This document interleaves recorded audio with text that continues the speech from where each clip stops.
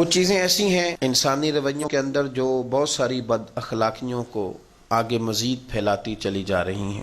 اس کے اندر ایک بات جس پر میرے نبی پاک صلی اللہ علیہ وسلم کی سیرت مقدسہ ہماری بڑی ہی خوبصورت اور بڑی ہی زبردست اور بڑی ہی رہنما قسم کی رہنمائی کرتی، وہ اخلاقی قدر یہ ہے کہ بہت سارے لوگ اب غیر سنجیدہ ہوتے جا رہے ہیں، یعنی ہر وقت ہی مذاق کرنا اور ہر پہلو پر مذاق کرنا اور ہر موقع پر ہر شخص کے ساتھ وہ رویہ رکھنا کہ جس سے انسان کو محسوس ہو کہ یہ آدمی کچھ زیادہ بننے کی کوشش کر رہا ہے۔ کچھ چیزیں اردو کے اندر روزمرہ ہیں، اکثر استعمال ہوتی ہیں، لیکن اب ان لفظوں میں تلخی زیادہ ہے، میں استعمال نہیں کرتا، لیکن بہرحال اردو دان اس کو استعمال کرتے رہے۔ اس میں ایک لفظ ہے جس کو کہتے ہیں چھچورا پن، یعنی کچھ لوگ بلا وجہ چھچورا پن دکھانے کی کوشش کرتے ہیں، میری فلانے سے دوستی ہے، میرا فلانے سے قرب ہے، اور بے تکلف ہونے کی ناجائز کوشش کرتے ہیں۔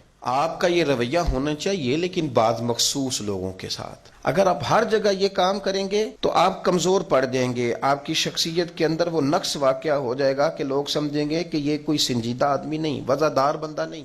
ایک بہت زیادہ باتیں سنانے کا اگر آپ کا مزاج بن جائے، اور ایک بہت زیادہ مذاق کرنے کا، اور پھر ہر ایک سے کرنے کا، اور پھر ہر موقع پر کرنے کا، یہ چیز آپ کو کمزور کر دیتی ہے۔ میرے رسول کریم علیہ الصلوۃ والسلام کی خوبصورت زندگی کا مطالعہ کریں، اور حضور کے اخلاق عالیہ کے اندر جو اس حوالے سے چاشنی ہے، چاشنی اور جو مزہ ہے وہ بڑا ہی قابل توجہ ہے۔ حضرت جابر بن سمرہ رضی اللہ تعالیٰ عنہ فرماتے ہیں کہ حضور کے مدینہ منورہ آنے سے لے کر تا دم وصال ظاہری میں نے 10 سال حضور کو دیکھا، جب بھی دیکھا مسکراتے ہی دیکھا۔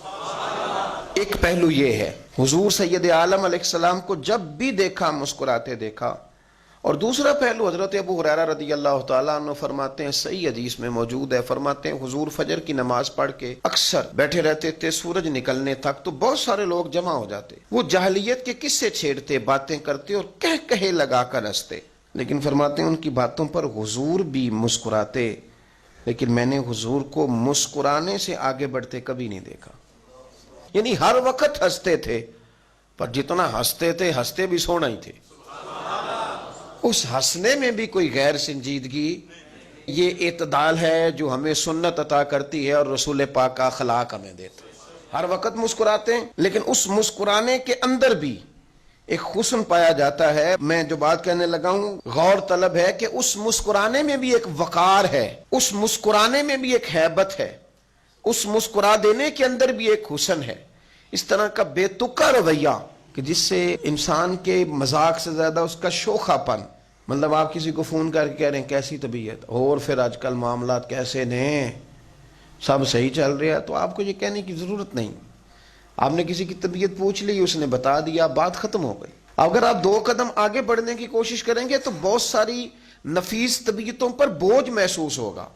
وہ لوگ ہو سکتا ہے آپ کا فون سننا چھوڑ دیں، ہو سکتا ہے انہیں محسوس ہو۔ اور پھر ایک اور بات بھی ہے، آپ اگر اس وقت شغل میں ہیں تو سامنے والا پتہ نہیں درد میں ہو، تو آپ کیوں کسی کو مجبور کرتے ہیں کہ وہ آپ کی طبیعت کے مطابق ڈھلے؟ تو اخلاق عالیہ میں سے یہ کمال اللہ نے میرے رسول پاک کو دیا کہ حضور مسکرائے بھی ہمیشہ ہیں، پر اس مسکراہٹ کے اندر بھی میرے محبوب کریم کی شخصیت کی سنجیدگی برقرار رہی۔ کبھی اس مسکراہٹ کو بھی کسی شخص کو یہ محسوس نہیں ہوا کہ یہ مسکراہٹ ہے لیکن غیر سنجیدہ ہے۔